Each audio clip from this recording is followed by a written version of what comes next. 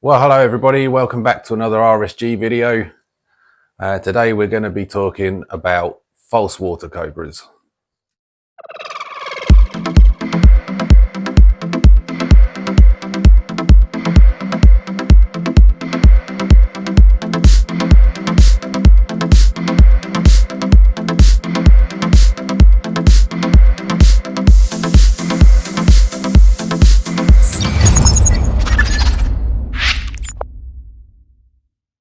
So, the false water cobra, also known as the Brazilian smooth snake, as well as other names, is a South American species.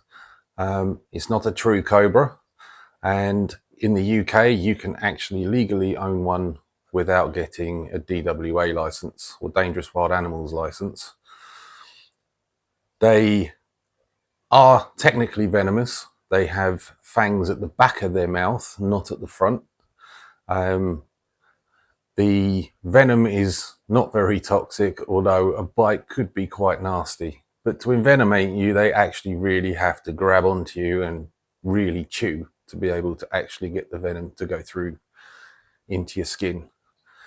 It's still nasty. You don't want to get bitten. So when we get Phylis out here, we're going to be using a hook.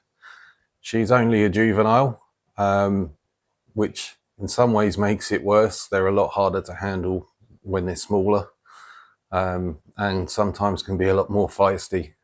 So I don't quite trust her enough yet to just free handle her. So I'm going to use trusty hook, and we'll see how it goes. Okay, so she's hiding underneath this piece of wood here. There she is. You have to get her out because one, she needs to get used to being handled, but also I need to spot clean her viv because false water cobras like to go to the toilet a lot. So let's see how she's going to behave. She's going to be really boring for the camera now.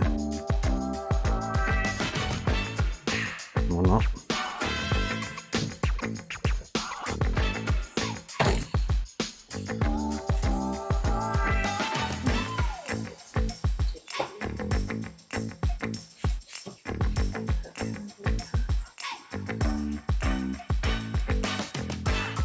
So if you're using a hook, they tend to be more settled when they're on the ground. You've got them by the tail.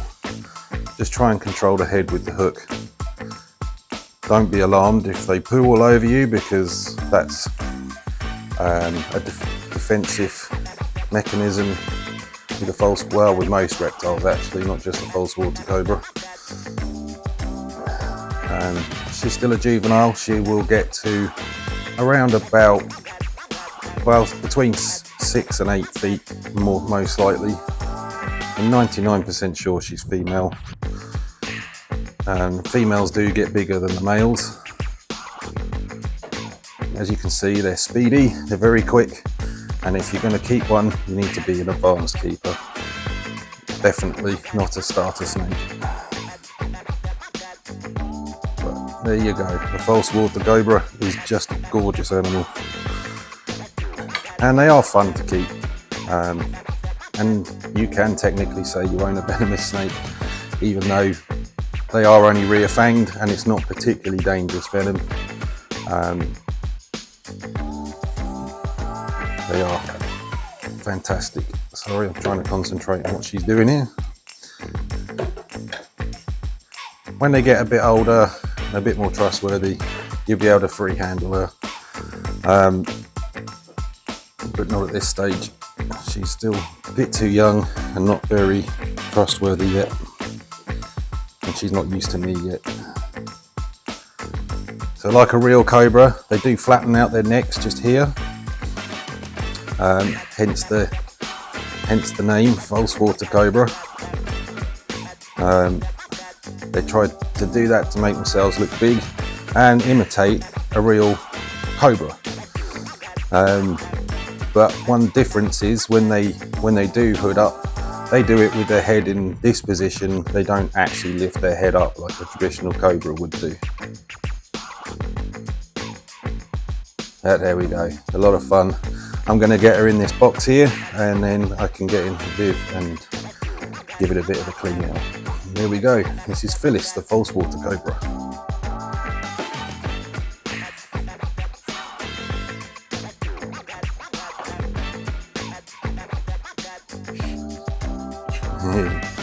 Always tricky.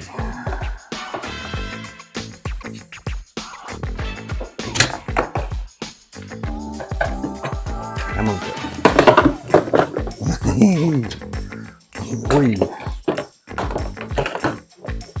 Come on, girl.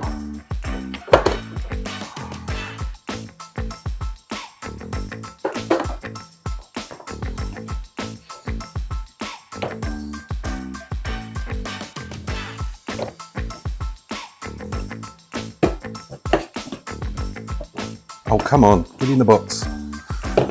There we go.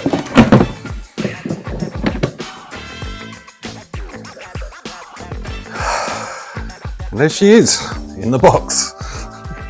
Well, that was fun, wasn't it, Phylis?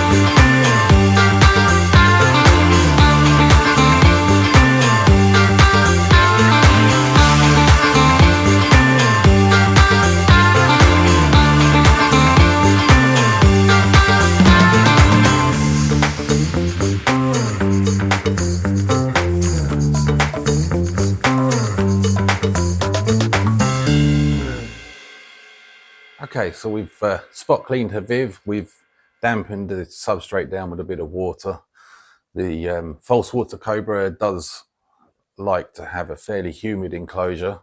In the wild, they live in wetlands near water, hence water cobra.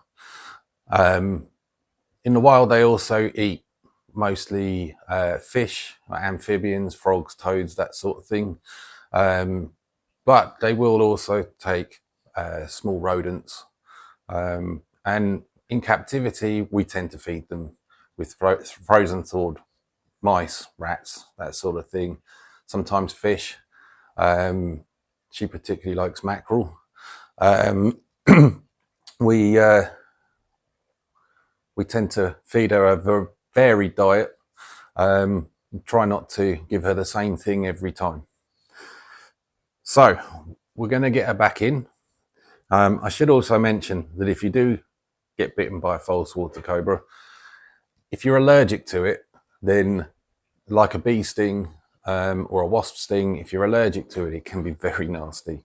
So something definitely to be aware of if you have allergies, if you're going to potentially own one in the future. Like I say, I don't recommend false water cobra as a starter snake for somebody. It's definitely for the experienced keeper. You need to learn to use a hook properly to start with, especially if you're getting one from a baby.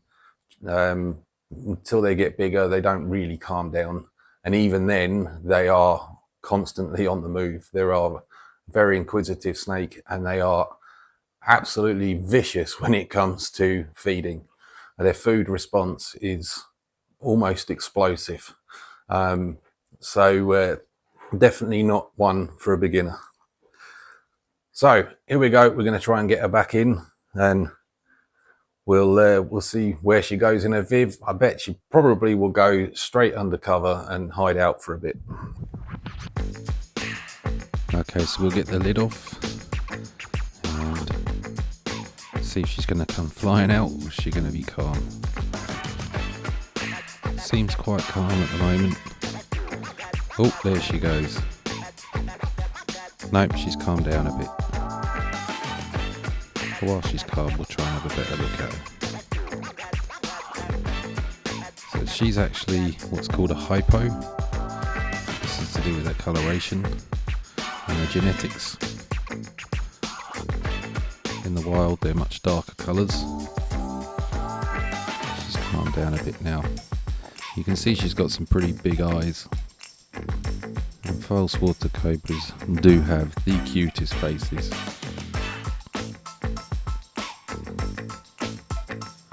What an absolute stunner. So I'm afraid that's it for this one. Thank you again for watching. Don't forget to please like and subscribe, and tell all your friends, and see if we can build up the support. Thanks again. See you next time.